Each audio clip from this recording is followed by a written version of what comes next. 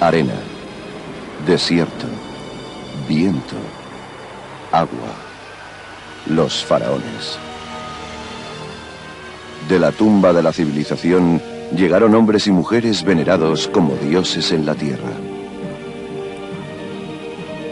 Guiaron a su gente durante una época de gran creatividad, misticismo e intelecto, que constituyó una de las mayores culturas del mundo.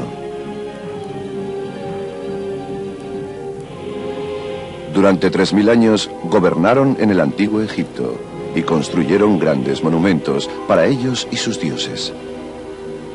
Las pirámides de Gizeh, la Esfinge, los templos de Abidos, el Valle de los Reyes. Sus nombres reales, Ramsés, Cleopatra, Keops y Tutankamón, aún resuenan con poder legendario, riquezas, conquistas y escándalo. Hubo faraones cuyas vidas están ahora enterradas en el misterio.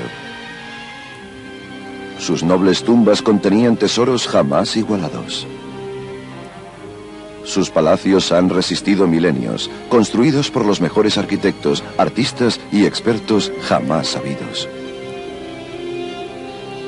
Descubra por qué se creía que este faraón era un herético que llevó su país al caos.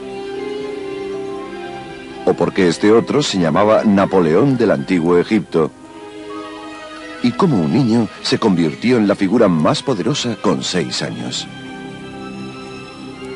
Los faraones, con ojos esculpidos en piedra, miran hacia el futuro. Sus caras encierran expresiones que transmiten un poderoso legado a los que les miran. Sus cuerpos, envueltos en lino, han viajado a través del tiempo y sus espíritus se reflejan en innumerables esculturas, dibujos y jeroglíficos.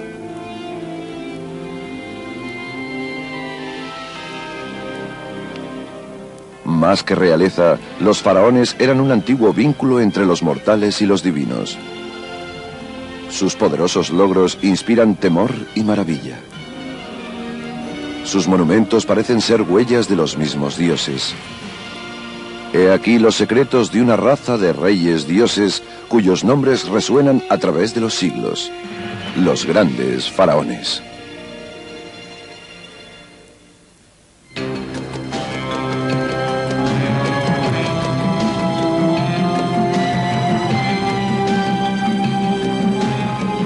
Egipto, faraones, primera parte.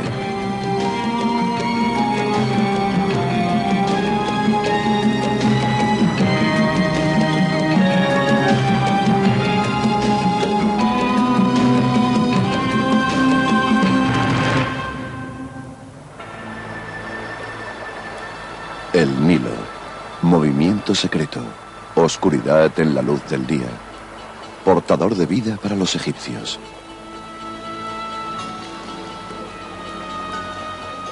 Antes de que los faraones marcaran el inicio de su civilización con la construcción de grandes monumentos, el Nilo corría libremente por estas tierras.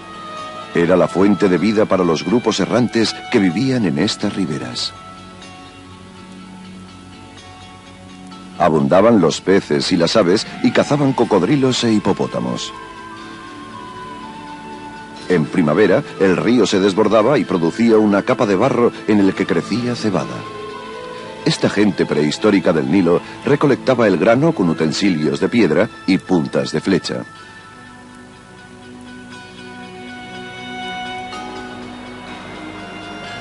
La vida dependía tanto del río que el historiador griego Heródoto dijo de Egipto que era el regalo del Nilo y el templo del mundo. Si se rasga una roca de las tierras o desiertos del Valle del Nilo, la marca queda para siempre. En esta tierra, 3000 años antes de Cristo, habitaban las figuras centrales de la antigua civilización egipcia, los faraones.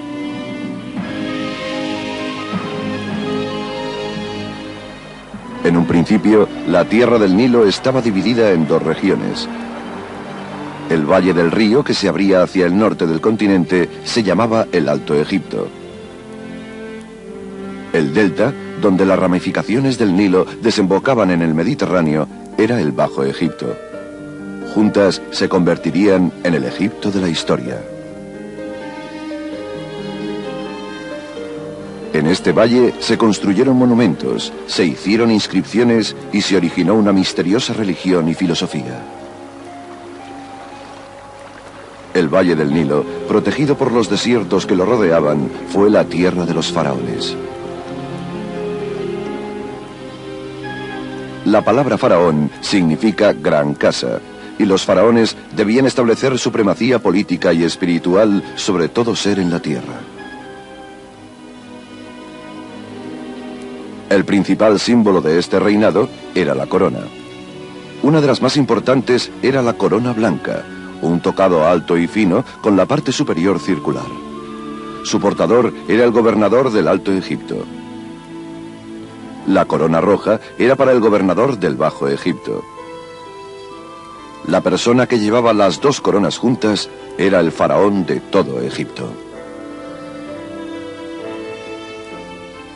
El faraón llevaba además utensilios ceremoniales, el báculo y el mayal.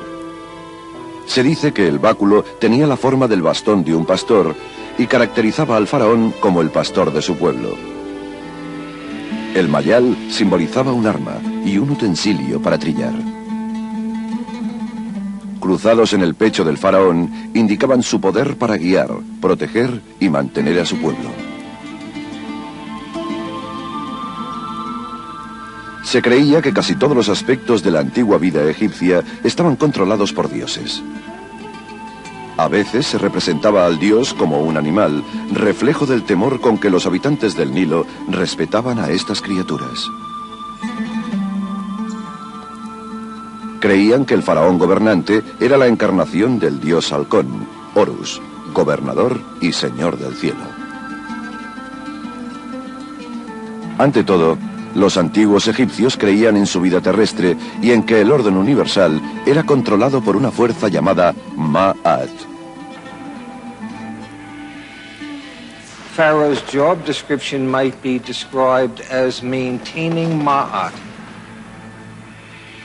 Everything must function according to Ma'at, or the universe, the ordered universe, might collapse into chaos. Earthly chaos, cosmic chaos.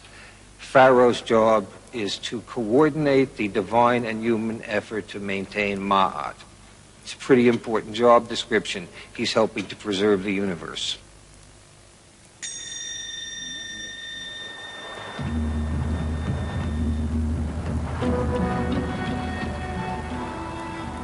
La civilización egipcia empezó cuando el Alto y el Bajo Egipto se unieron gracias a un rey guerrero en el año 3150 a.C.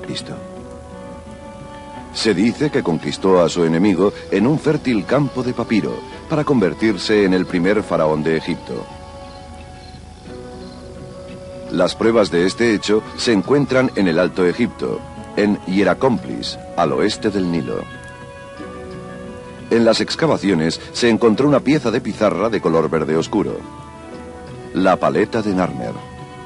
Es el objeto histórico más antiguo de Egipto, esculpido 3000 años antes de Cristo. This is a replica of the Narmer palette, about third scale, so the original would have been much larger than this. And the biggest figure on the Narmer palette is the king himself, who we see kilted with a characteristic bull's tail, which the pharaohs wear, and wearing the head jet, or white crown, which is typically associated with Upper Egypt. In his hand he holds a mace, and he's using that to smite this foreign enemy. The classical interpretation of the Narmer palette has been that this pharaoh, Narmer, was the king who unified the country, and this document has really played a major role in that interpretation. Los jeroglíficos del faraón representan un siluro encima de un cincel y forman la palabra Narmer, un nombre que se traduce literalmente como siluro enfadado. This may sound to us rather amusing. However, the Nile has several species of electrically charged catfish that are capable of inflicting a very painful electrical jolt. so that I think the name really has some resonance. Según la leyenda, Narmer quemó el pueblo enemigo y mató a todos los soldados. La parte posterior de la paleta de Narmer representa esta escena después de la batalla. In front of the king and the followers of Horus is the remains of a battlefield with rows of beheaded individuals with their heads between their legs.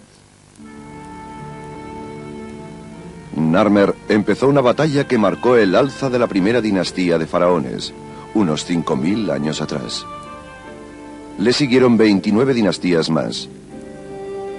Los cambios eran debidos a la falta de un heredero o a las violentas revueltas que afectaban el futuro de las dinastías, un periodo que abarcó 3 milenios.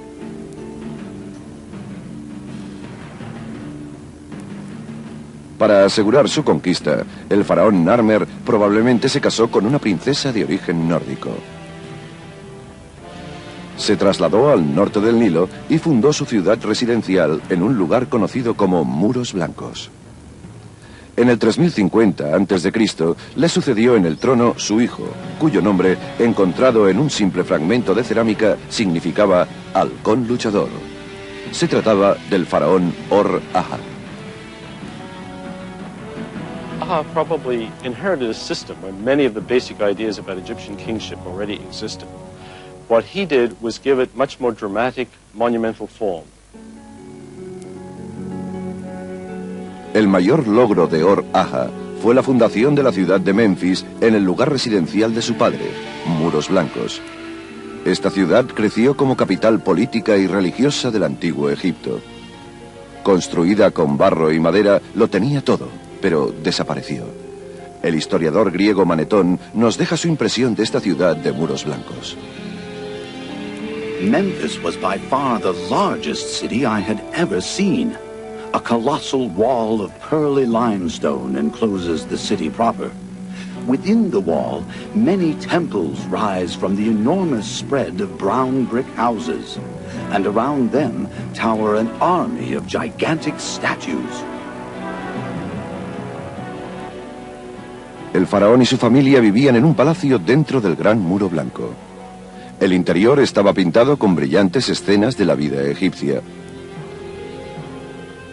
Los tejados de madera se aguantaban gracias a macizas columnas de piedra.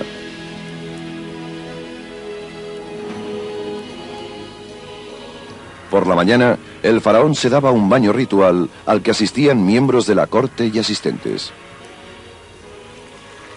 Debía aparecer ante esa gente vestido como un dios, y la higiene y su aspecto consumían gran parte del tiempo de Or-Aha. En esta época, en Memphis, el hipopótamo era símbolo reinante de la cultura egipcia. Su caza se consideraba un gran deporte entre los nobles y faraones, como Or-Aha, que los conseguía en los pantanos del confín del Nilo. En una de esas cazas, Egipto vio como su faraón, Or-Aha, moría a los 62 años. Según la leyenda que contaba un viejo sacerdote, Or-Aha se separó de su pueblo entre los colmillos de un hipopótamo. Pero, ¿murió el faraón Or-Aha realmente de ese modo? The hippopotamus also has a religious implication, because the male hippopotamus was the embodiment of the god of evil, called Seth, or Set, S-E-T-H. And one wonders, with this story preserved by a priest, whether it's a reflection somehow of the king being carried away by the embodiment of evil. Tal vez el faraón de 62 años murió por vejez y los ancianos atribuyeron su muerte a su dios Seth, portador de feroces tormentas en el desierto, a quien los egipcios querían calmar. Quizás nunca sabremos cómo murió el faraón Or-Aha, pero podemos visitar su tumba buscando pistas en un antiguo cementerio perdido en el desierto.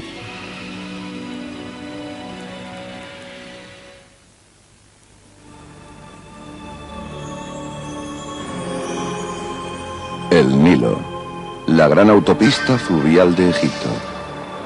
En la época de los primeros faraones, Or-Aha había muerto, Hacia el 3010 a.C., barcos construidos con cañas, con elevados arcos y velas de lino, flotaban en estas aguas.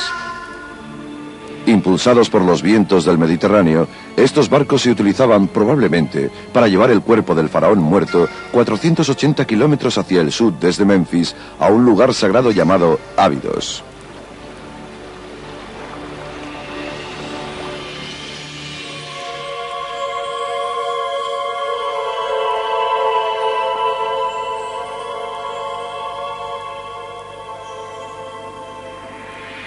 La ciudad de Ábidos empezó siendo el cementerio de los primeros faraones en honor a Osiris, dios de los muertos.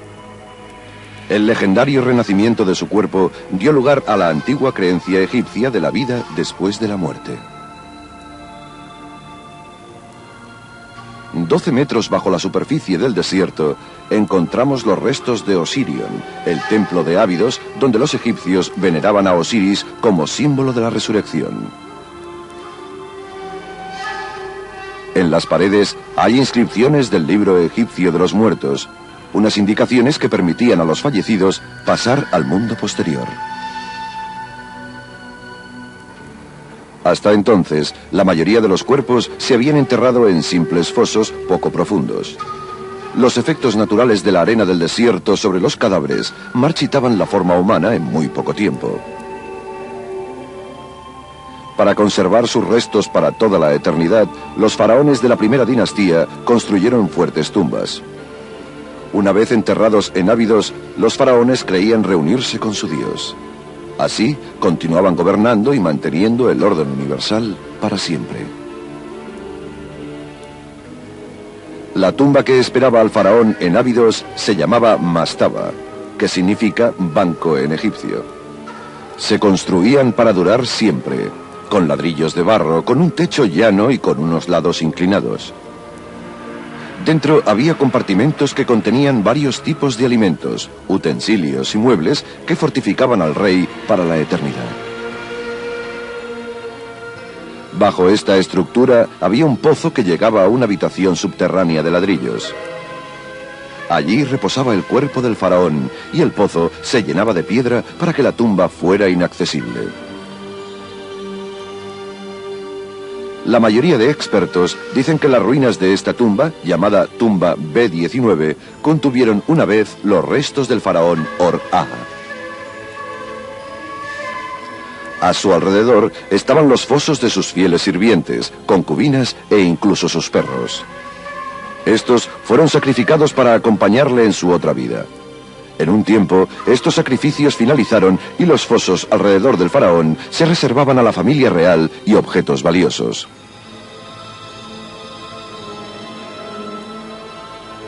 Otra tumba cercana era la llamada Berner Ib, que en egipcio significa dulce corazón. Es posible que fuera la tumba de la reina de Or-Aha o quizás de su concubina preferida. La muerte del faraón Or-Aha marcó el inicio de un periodo de crecimiento y prosperidad de la civilización egipcia que duró más de 800 años.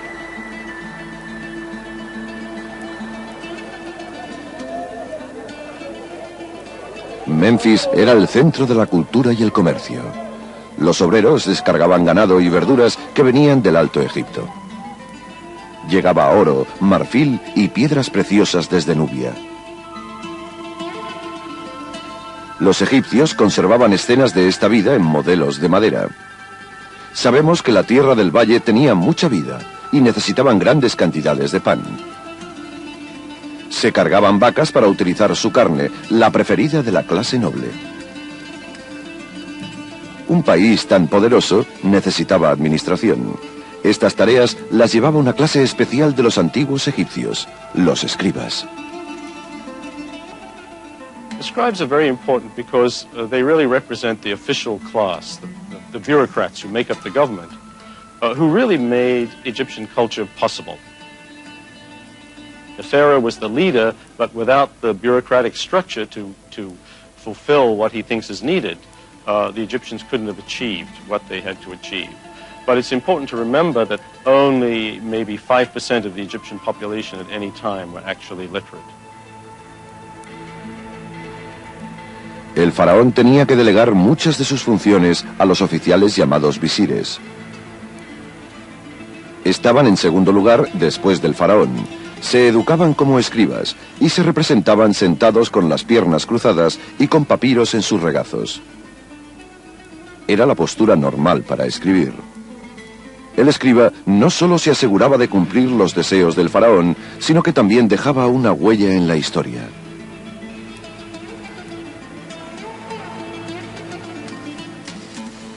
Hacia el final de la segunda dinastía, en el 2700 a.C., el muro de listas en Abidos nos cuenta que 22 faraones habían reinado en Egipto desde que Or-Aha fundó Memphis, pero se sabe poco de ellos, excepto su nombre y lo que significaban. El nombre de un faraón significaba Dios de los poderes placenteros. Otro significaba simplemente poderoso en su corazón. Sabemos además que sus mastabas se construían cerca de la capital, Memphis. Estas se hacían más imponentes y elaboradas. Algunas alcanzaron los 5 metros de altura con hasta 16 estancias. La construcción cada vez más elaborada de estos monumentos para los faraones indica un crecimiento de la confianza, riqueza y conocimiento. Los egipcios pronto desarrollaron nuevas técnicas para la construcción y la arquitectura. La tendencia hacia la belleza y excelencia los trajo a Saqqara.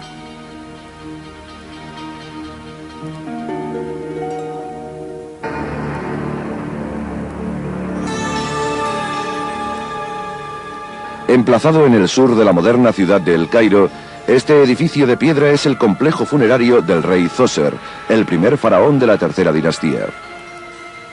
Con su reinado, que empezó hacia el 2630 a.C., el poder del faraón era absoluto. Todos, desde el mejor administrador hasta el peor esclavo, se sometían a sus dictados. Zoser, cuyo nombre significaba el más secreto, fue el primero en explorar la vasta riqueza mineral de la península del Sinaí, al este del Golfo de Suez. Descubrió ricos depósitos de cobre y turquesa que aumentaron su riqueza. Envió barcos Nilo arriba para extender su gobierno y las fronteras de Egipto, y llegó hasta Asuán. Para proclamar su poderoso estado, Zoser encargó la primera pirámide que se construyó en Egipto, la pirámide escalonada. 60 metros de altura, la imponente pirámide de 6 escalones domina el horizonte y el elaborado cementerio que la rodea. King Djoser's burial complex is very important because it is the first monumental building built entirely out of stone, the first time in history. Even more important, it gives us the idea of how a funerary complex is going to look like in Egypt from that time on. Como monumento sepulcral, era una escalera hacia el cielo. Como logro arquitectónico, rinde homenaje al misterioso arquitecto y escriba del faraón Zoser, Imhotep. Una inscripción de este periodo contenía este tributo. Seal bearer of the King of Egypt, one who is near the head of the king, director of the great mansion, royal representative, high priest of Heliopolis, Imhotep, the carpenter and the sculptor. Imhotep, I suppose in a modern idiom, we'd call him the Leonardo da Vinci of ancient Egypt. He was brilliant. He was everything. He was second only to the king. He was the vizier, the chief statesman. He had many high titles. But who was he? We don't really know. All we know is his status at the time, that he was the genius who built the stone pyramid.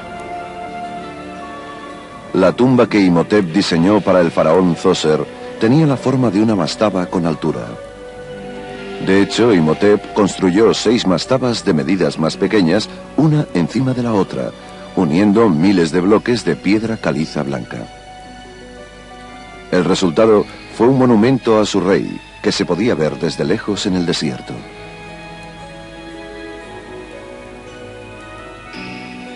La construcción de esta primera pirámide coincidió con la elección de Djoser, dios del sol Ra, como dios dominante en el país.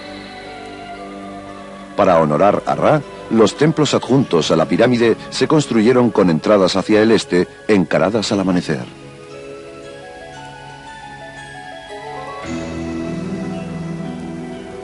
El complejo quedaba encerrado por un muro de 9 metros de altura con entradas falsas.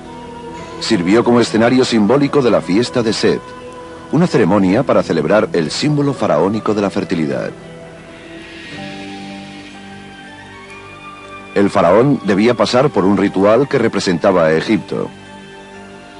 Dentro, en una de las galerías de la pirámide, hay un relieve que dibuja a Djoser entrando eternamente a la fiesta del Set, mientras su corte le aclama.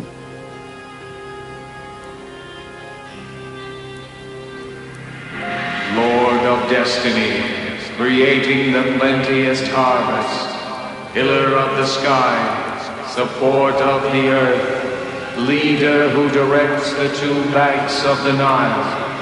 There is plenteous harvest wherever his sandals may be. The Heb-Sed festival took place about every 30 years of reign of a particular pharaoh. And it was meant to be a rather civilized way of rejuvenating life in Egypt and prosperity, and to ensure that they would have this. In other cultures, very often, they would kill the king, and then there would be a new young king coming onto the throne, but the Egyptians did not do that. They had a ritual for rejuvenation, and the king would stay in power. Djoser reinó solo durante 19 años, y nunca sabremos si su corte para el Set se usó para su fiesta de rejuvenecimiento. Sabemos que cuando murió, en el 2649 a.C., había iniciado un legado para la construcción de pirámides en Egipto que se copió y mejoró durante 2000 años.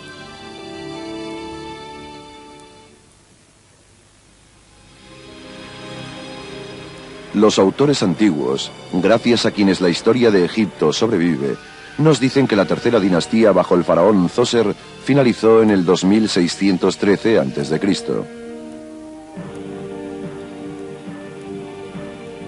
El último faraón, Uni, o el castigador, no dejó ningún heredero al trono.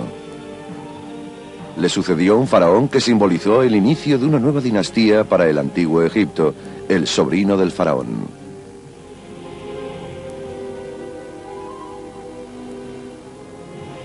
El muro de listas en Ábidos nos cuenta que Nefru era de Memphis, pero de un linaje real diferente.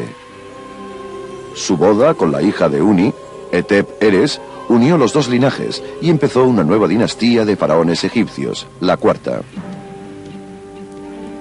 Esta dinastía duró más de 400 años y tuvo 17 faraones distintos.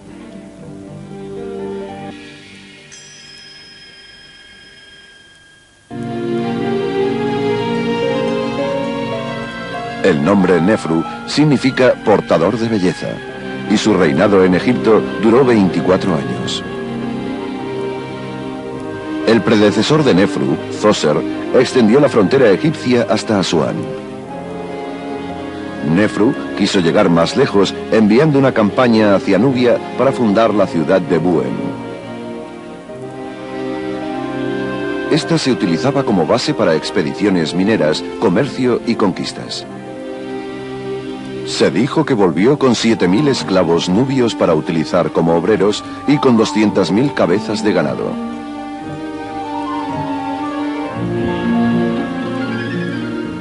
Existen pinturas que representan a hombres cargando animales exóticos como jirafas y mandriles para las delicias y placeres de los reyes.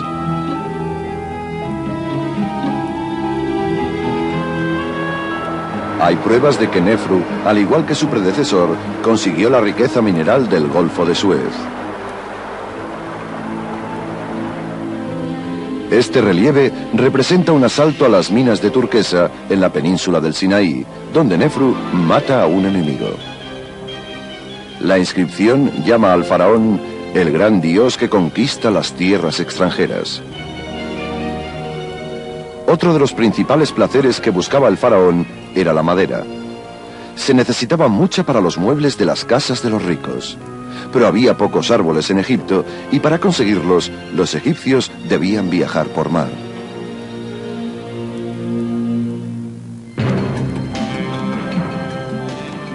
Con una gran habilidad para navegar por el Nilo, los egipcios iban a convertirse en los primeros marineros de la era antigua. Y bajo las órdenes de Nefru se embarcaron en los mares en búsqueda de madera de cedro. El faraón ordenó la construcción de 60 barcos mercantes. Flotas de grandes barcos se dirigieron a Biblos, en el Líbano. Un escriba de Nefru dejó constancia de la llegada de los 40 barcos llenos de madera de cedro.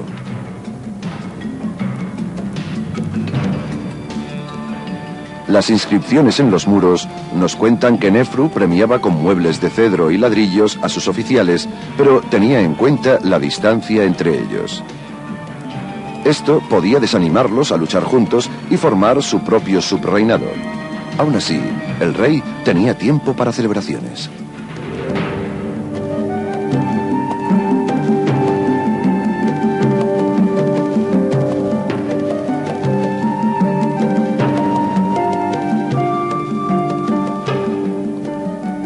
A pesar de todo, la vida era dulce bajo el gobierno de Nefru.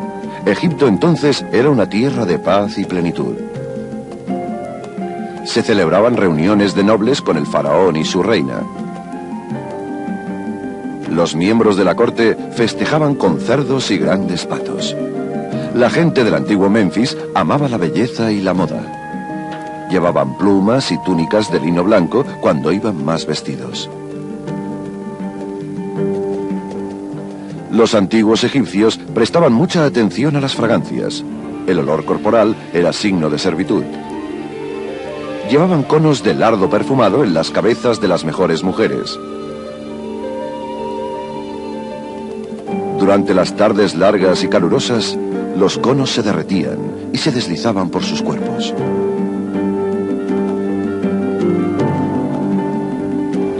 Otro signo del estilo de los faraones se encuentra en un papiro que cuenta cómo un aburrido rey Nefru se encontraba en un lago rodeado de bellas mujeres vestidas solo con redes de pescar.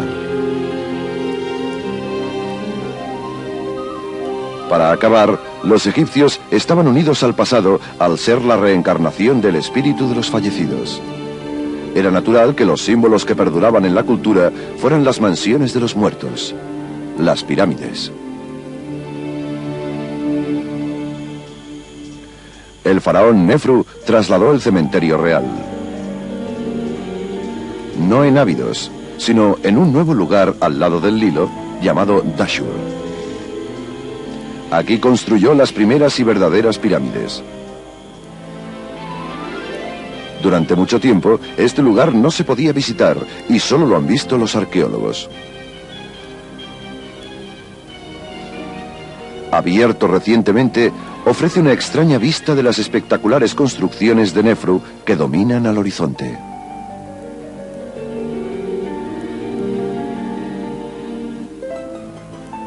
Con una altura de 102 metros, esta es la pirámide torcida, la primera que Nefru hizo construir para sí mismo.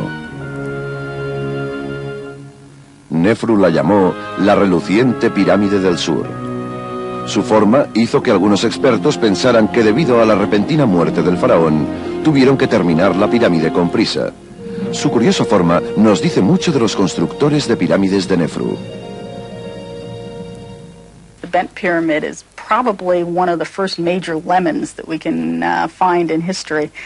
When they originally started building the pyramid, the Egyptian architects didn't realize that the ground on which the pyramid was built could not carry all that weight. So as a result, when they got halfway up, the interior of the pyramid started cracking. There were all kinds of structural problems. So one of the ways they tried to fix it was to change the angle of the pyramid to a less steep slope so that there would be less mass of rock on it. Dentro, Nefru tenía este relieve de caliza en el muro de una estancia. Le representa a él vestido para su fiesta del Set. y lleva la doble corona que lo consagra como gobernador del Alto y Bajo Egipto.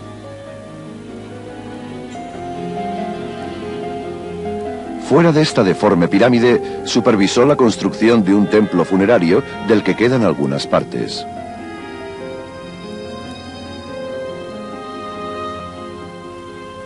I think the pharaohs kept very close tabs on their monuments, especially their funerary monuments, their pyramids and mortuary temples. And they would probably have been there quite often to see at first hand how things were going, because no matter how powerful the pharaoh was when he was alive, his eternal prosperity depended on having the right tomb. And so in a way, for them personally, this was one of the most important events of their reign. And it was very unfortunate if you were a chief architect and something really went wrong, which occasionally did. Este fue el final de la pirámide torcida. Sus estancias quedaron vacías para siempre, pero no castigaron a sus arquitectos. Un par de kilómetros al norte construyeron una obra maestra, la más impresionante de Dashur, la Pirámide Roja.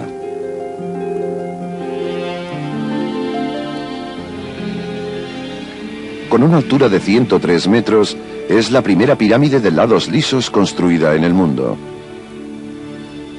Su nombre viene de la roca con que se construyó. Rica en óxido de hierro, la roca coge un color rojizo con la luz del sol.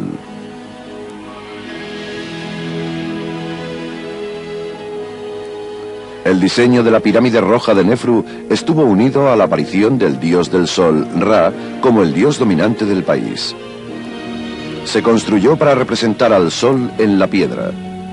Sus lados reproducen los rayos del sol en el ángulo que mira hacia la tierra a través de una nube. La pirámide también representaba el lugar divino del faraón en Egipto.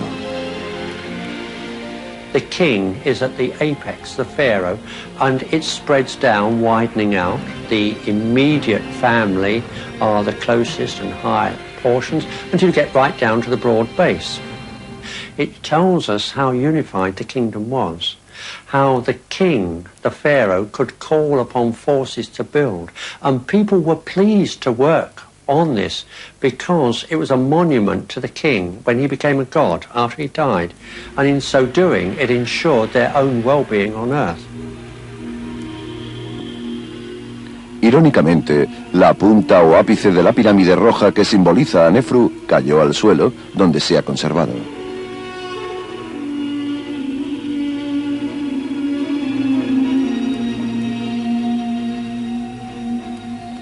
En una mastaba al sur de la pirámide estaba enterrado su primer sacerdote, Re-Hotep, y su mujer, Nofret. Estaban representados en estatuas de piedra caliza pintadas. Los egipcios creían que una escultura tan real ayudaría al espíritu a reconocer la tumba como su casa en la otra vida. Sus características son excepcionales para ver el aspecto de un antiguo egipcio. Los primeros exploradores se quedaron hipnotizados con los ojos de cristal, dejaron sus herramientas y huyeron. Estas caras han estado encerradas en una caja durante 3000 años. Las solemnes expresiones muestran su confianza en la inmortalidad porque estaban relacionados con el faraón. Se supone que Nofret era una princesa. Además del título de primer sacerdote, en la estatua de Re-Hotep se inscribe «Hijo del cuerpo de su rey». Esto ha hecho que los expertos pensaran que la figura podía ser el hijo de Nefru.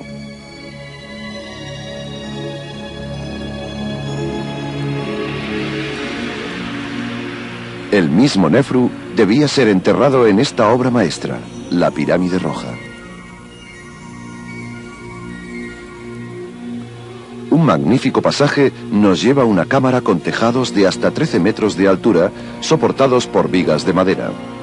Aunque hace tiempo la vaciaron los robadores de tumbas, la cámara tuvo inimaginables riquezas y su último ocupante real, el cuerpo del faraón.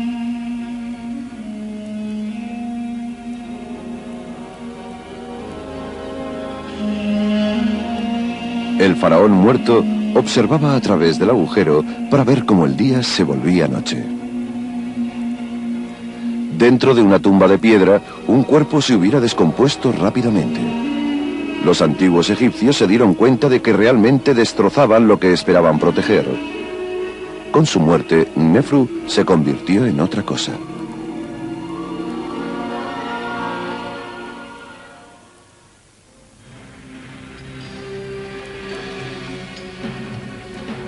Alzadas desde la arena, cual bestias en este desierto, las pirámides de Gizeh son uno de los monumentos más impresionantes de la historia humana.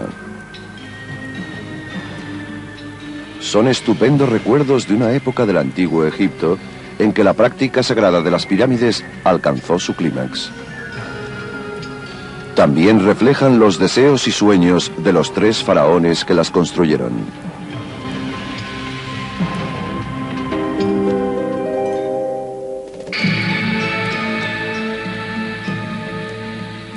Durante la cuarta dinastía del antiguo Egipto, los faraones emprendieron los proyectos más ambiciosos hasta entonces. El primero en construir aquí fue el faraón Keops. Sucedió a su padre Nefru en el 2551 a.C. Nefru había construido la pirámide torcida y la roja en Dashur. Keops construyó con los logros de su padre la mayor pirámide en la meseta de Gizeh. Khufu, the builder of the Great Pyramid, inherited an already very stable, centralized, and powerful kingdom. And although we're very impressed by the Great Pyramid, it's important to remember that his father had already had 2 pyramids built, also massive monuments in stone, which if you took them together would easily outweigh the scale of the Great Pyramid. So we're very impressed by what Khufu achieved, but in many ways he was just continuing a tradition that was already established before him. Alcanza los 144 metros de altura. La pirámide de Keops es más alta que la Estatua de la Libertad, la Catedral de San Peter o un Apolo en la pista de lanzamiento.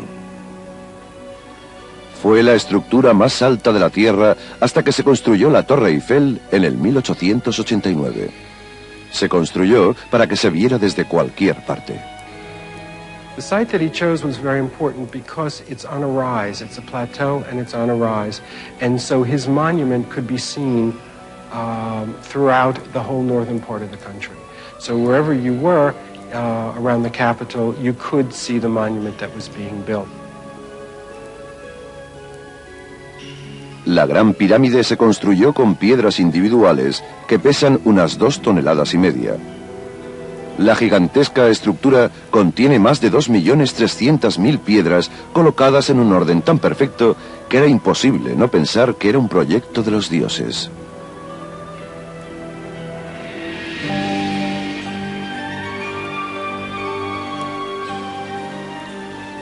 Dentro, la cámara de la Gran Galería se construyó cerca de la cima. Es una habitación de granito rojo, el lugar de reposo final para el faraón.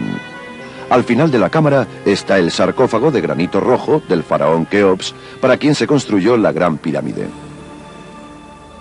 El término sarcófago viene de las palabras griegas sarx, que significa carne, y pagein, para comer. Unidas, sarcófago, esta horrible palabra describe estos antiguos ataúdes de piedra como cajas de carne para comer.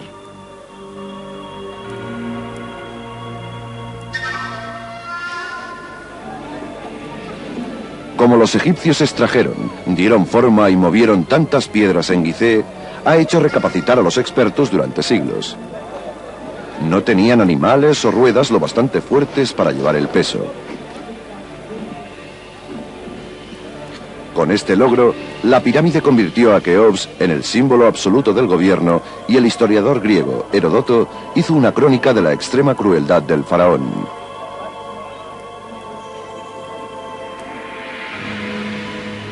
Khufu drove them into the extremity of misery.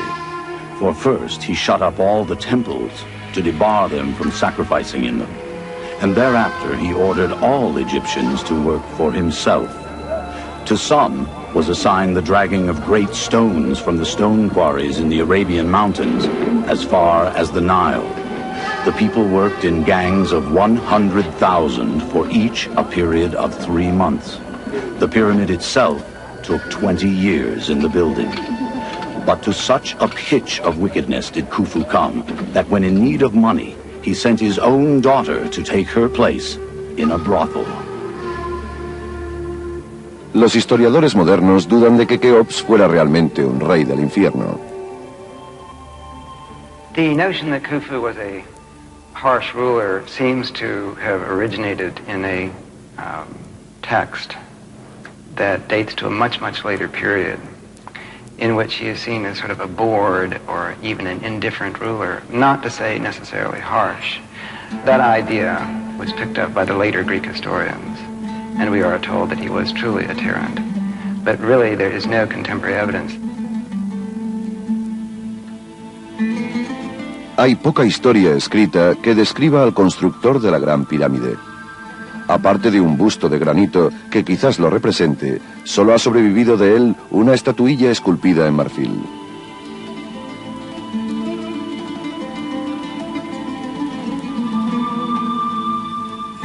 Fuera de la pirámide de Gizeh se encontró un gran cementerio cuyos cuerpos enterrados parecen ser de los obreros que construyeron la Gran Pirámide de Keops. Si los obreros hubieran sido esclavos, Keops no los hubiera honrado enterrándolos tan cerca de sí.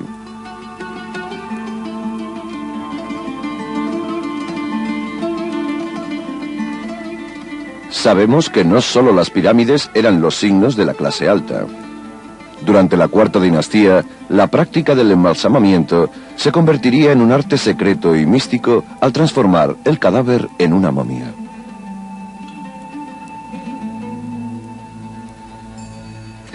La momificación empezó en la época del padre de Keops, Nefru, y se hizo esencial en la religión egipcia para completar la transformación de gobernador terrenal a rey celestial.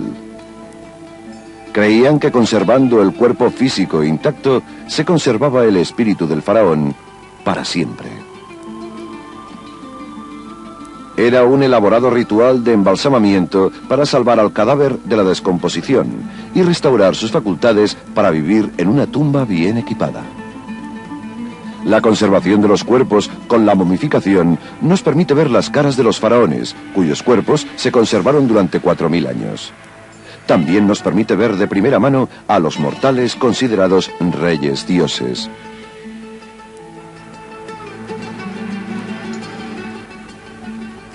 Los análisis médicos han detectado que los faraones tenían piedras en los riñones, tuberculosis, polio, apendicitis, hernias y cólera.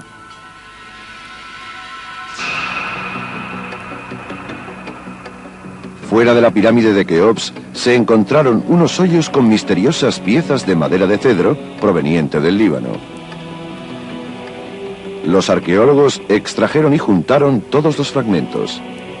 El resultado fue un barco de 12 metros que podía flotar en el agua.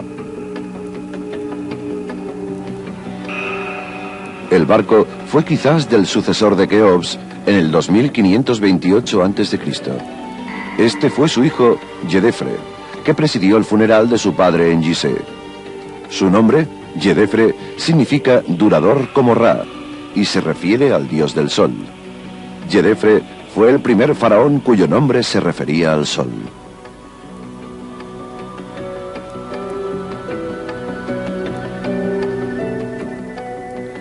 El faraón Yedefre gobernó durante 10 años y fue sucedido por su hermano Kefren en el 2520 a.C. Kefren, cuyo nombre significa aparece como Ra, dios del sol, empezó la construcción de la segunda pirámide en Gizeh. Esta pirámide era para él y la construyó en la sombra de la Gran Pirámide. Hay pruebas que revelan que su trabajo continuó a lo largo de su reinado de 30 años. During the reign of Khafra, the Egyptians certainly seem to have been very prosperous as they were under his predecessors, although some people have suggested that the drain on the economy and the national population of building these great pyramids was so huge that impoverishment started to set in at about that time. Además, se sabe que la ascensión al poder de Kefren marcó un giro en la Cuarta Dinastía, una sucesión de reyes que había empezado 600 años antes. Kefren construyó un elaborado templo mortuorio y una magnífica estatua de medidas reales de sí mismo, protegido por el rey Halcón Horus.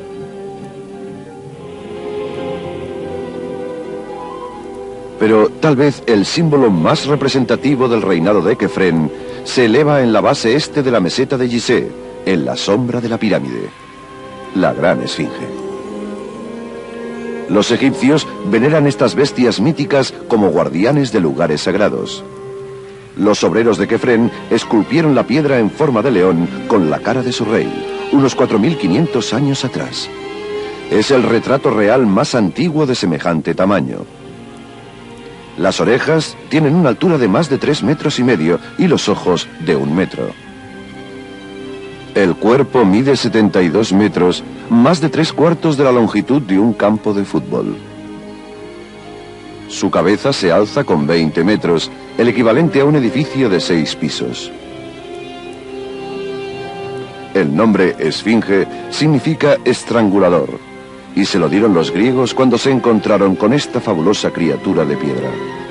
Sphinx itself may have been formed out of the bedrock that was left in that area when that was actually an area of quarrying, and some of the basic stones for the core of the pyramid probably came from that area. Los expertos nos cuentan que la Gran Esfinge estaba probablemente esculpida con la piedra que sobró de la pirámide de Kefren. Pero su último propósito queda desconocido. Acurrucada frente al complejo de su pirámide, sola en el silencio del desierto, la mirada de la Esfinge nos reta, pero no nos ofrece respuestas claras. Su cara, cicatrizada por el tiempo y desgastada por el clima, mira por encima de un llano hacia la puesta del sol. La historia un día reveló que el sol abandonaba a la dinastía de los faraones que construyeron las pirámides y la Gran Esfinge de Gizeh.